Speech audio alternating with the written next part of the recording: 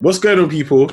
You're locked into Myles Presents. Joining me right now is someone who's just dropped a brand new project, which is sounding smooth, silky, and everything right. Yeah.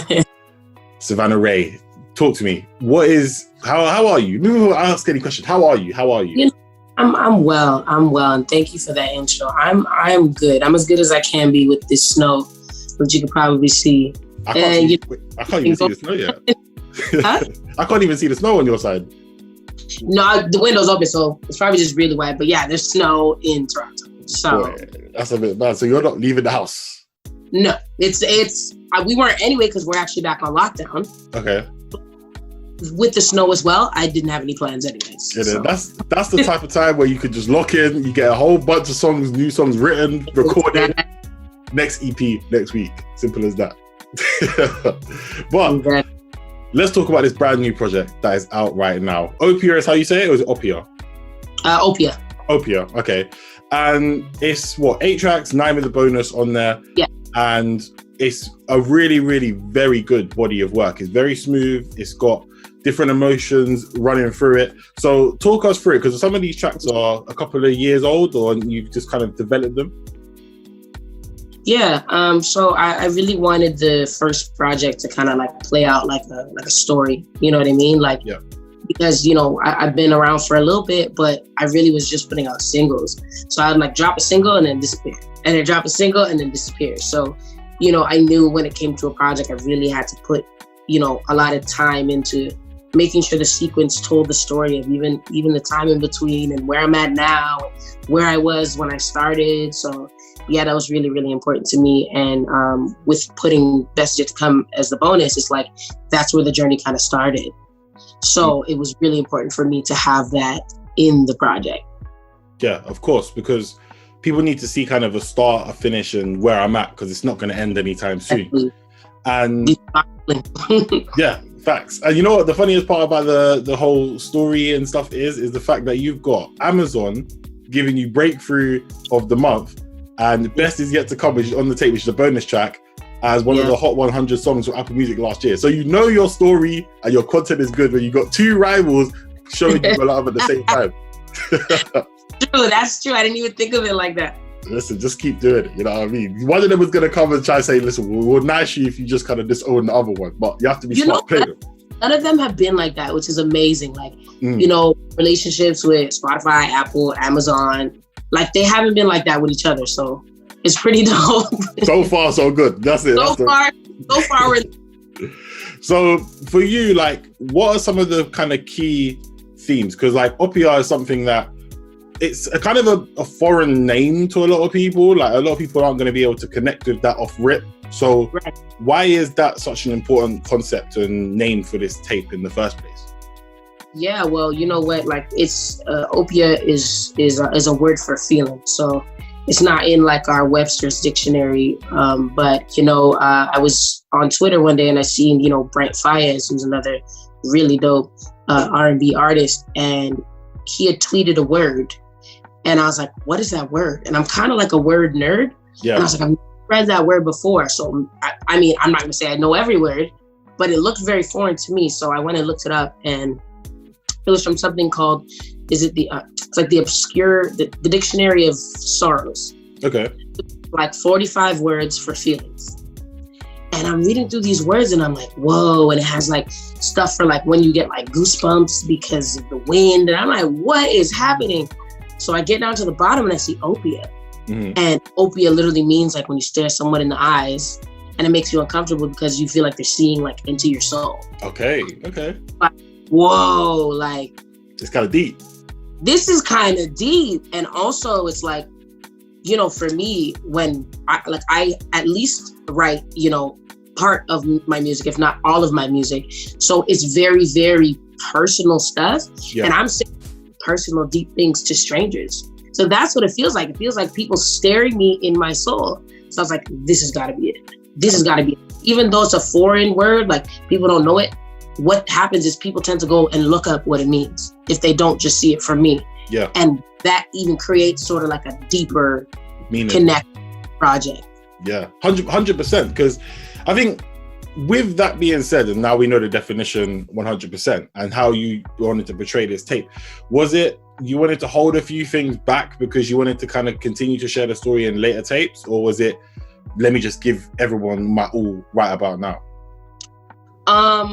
Like hold things back prior to this project, or you mean after? As a point of like, maybe like after this project, there might be a story or something, or a theme or a motif that you might want to run with in the next project that you wanted to hold back from. Yeah. No, you know what? Like, I didn't hold back at all on this project. This is all of it, you know? And from here, like, I'm working on the next project now, but it's kind of just like, I don't know what the next journey is going to be. Like, I'm still living it. And, you know, it might be another word or another theme that inspires the next project. But, you know, for this one, like, yeah, I laid it. I don't know what else more I could say. Yeah. I mean, it's like you've got, you know, like Scarred, you've got so many different like ranges going through. I mean, what song is something that you want people, obviously we know that the main tracks, you know, are Opia and we've got Solid. They're the main ones. We've got a video for Solid that looks really, really nice as well. So shout out to you for that. All good work. But is there any other tracks that you want people to really resonate with the most out of them, or is it kind of just take it as it comes? I feel like every song plays an equal part to the journey, but if you really want to get to know like who I am, then it's between Opia, the title track. Yeah. Best Is Yet to Come. I think those two kind of lay it all bare, you know? And then like, I feel like on this project, there's different songs for like different emotions. Yeah. You know, Sacred, you just want to, you know, but nothing into something, just a little bop. Like there's lighter songs on the project, but if you're really trying to vibe, nitty gritty of it, those it's got to be, I think that's what I like about the tape as well. There's a bit of diversity. I think a lot, for me, it was very laid back and mellow, but you've got a couple of songs on there that could just be extracted and you can play it out in the summer. You can do a few things, you know what I mean? But you know, I didn't say what things, I just said things, you know what I'm saying? But like, as you kind of go through now, like some of the fan feedback and a lot of the reaction, how has that been for you? Because I think it's seen nothing but positive so far from what I'm seeing. I'm like waiting to wake up, to be honest. Like all of the feedback has been positive, all of it. And it's, you know, I'm used to supporting my city because I've been here for a long time, but like it's from so many different places now. And, you know, the commentary is like, this project sounds like it was written for me, and like no skips, and I don't know. I'm just grateful. I'm so happy that people are, first of all, care to listen to it, and two, are kind of, you know, relating to it and resonating with it, because that's really all I wanted out of it. Yeah, I think the way this year has gone, and it's, you know, across the world, it's been a period of a bit of a step back, and people have had to look at different things. So to have a tape where you show, you know, elements of vulnerability throughout the tape, a lot of people are kind of feeling like that, maybe not in the same ways as you, and other people might be. So having that there and just a short, quick 9 songs really helps to just listen. I had it on repeat for a while, so that's the thing. That's how it's got to be. But let's talk about someone who's been instrumental as well, and someone who's kind of taken you under the wing, which is Boi-1da. So like having someone like that in your corner working on things with you, how important is that for you, and helping you to like cultivate your own sound and lane as you go on from before and now?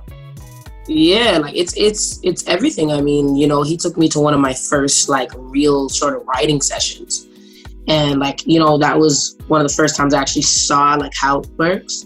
And in the beginning of when, you know, him and I started working together, that's really all it was. There was no like, I wasn't signed to him, nothing like that. He was just like, okay, I like your songwriting, I like your voice, I like you as a person, like come to a few sessions. And, you know, obviously little did I know that was kind of like my audition process. Yeah. But, you know, from then I saw how he works. I got to see how some of the best songwriters in the game work with some incredible artists just by him bringing me. So, you know, and that was a start. And it's like, I would have never had those opportunities. Well, maybe later, but I wouldn't have been able to learn from him in that way if he hadn't, given me that sort of opportunity. And then, you know, later on for him to come back and, you know, he was like, hey, like, you know, I want to sign you. And I assumed that he meant as a songwriter. I'm like, yeah, like as a songwriter, sure. And he was like, no, like as an artist, I want you to be my artist. And for me, that was so affirming of like everything that I, already been through, and, how long the journey had already been for someone like him to say, hey, I want to start with you, and it could be anybody. It was really, really sort of like a life altering moment for me. Yeah. I mean, that's something that would definitely change your perspective, because I think songwriters, I think a lot of songwriters, from what I gather, always want to be singers, but not everyone can make that jump into the next step for one reason or another. Sometimes some people are more conscious of image, some people aren't. But the fact that he showed that confidence in you is such an amazing feeling for you. I'm saying it from a perspective of just listening to what you're saying, but it's something that's so great that, when you was doing all the songwritings, I know you did, was it Wonder Girls camp as well? You was writing in that, that was the Amazon All Women one, yeah? Huh? That was the one for Amazon, right? Or was it the All Women Creative Camp? Yeah. So for some of the other songwriters in there and that who weren't, established artists and stuff, is that jump a worry for some people to go from, just being a songwriter to then becoming a full-fledged artist and, having bodies of work or singles behind them? Because I think, sometimes it's hard to get people to see you in a different way. Yeah. After you, and for me, it was like, I've always been a singer. First, it was just like, okay, let me try and get myself in the door. Yeah. And I at this point, that's what it started as. But now I love them equally. I love songwriting and I love being an artist. Now, honestly, we're in a day and age though now where we have a lot of singer-songwriters. Maybe before I feel like back in the day, like in the 90s and, in the early 2000s, it was either you're a songwriter or an artist. To make that jump was literally almost impossible. Yeah. Now I feel there's a lot of creatives that are coming up that are writing their own music, or, that are producing their own music. It's a different age. Yeah. So then for you now, as you said, you enjoy the process hand in hand. And obviously we know that a lot of the stuff starts with, you have to have a good song.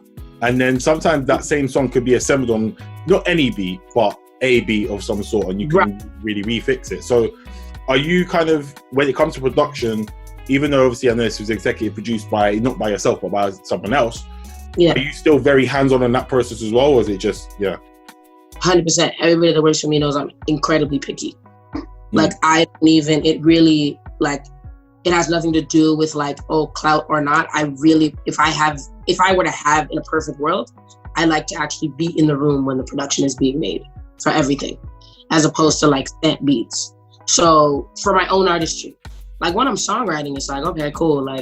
You send me a pack, I'll write on it, I can send it out. But for my own artistry, it's I really enjoy being sort of immersed in the experience. Okay. So, yeah. That's very. I think equally important to me. The production is very, very, very important, and so is the song. I feel I get energy from the producer because I'm writing at the same time, and then the producer can get certain energy from me because we're there at the same time. So.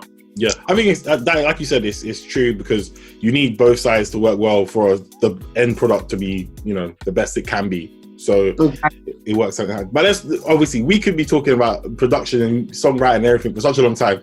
As we get towards the end of the interview now, what's next for you? What's the next step? Obviously we're at the end of the year, you're doing big things, you're in lockdown right now, they're still outside in Toronto. Are you in Toronto at the moment? Yeah? Yes, I'm in Toronto. Yeah, so right now you ain't gonna know. So what is the plan for the rest of 2020 into 2021? I'm working on the next project. We're probably gonna start now. I mean, we don't have nothing else to do. I mean, I don't know if it's gonna be 2021, but I would love still to tour. It's probably more like 2022. Yeah. And traveling. Just a lot more music, a lot more cool stuff. Yeah, I'm just getting started. I mean, I'm really looking forward to seeing the journey. I'm looking forward to seeing more videos and things that come out from you. And everyone, make sure you go and stream it and just support the record, because it is a very, very beautiful sounding tape. Savannah, is there anything you want to say to the people who are listening, watching this right now? First of all, thank you so much, Myles. And I would just say, listen, if you like this interview, whatever the case may be, please go ahead and give my debut EP, Opia, a listen.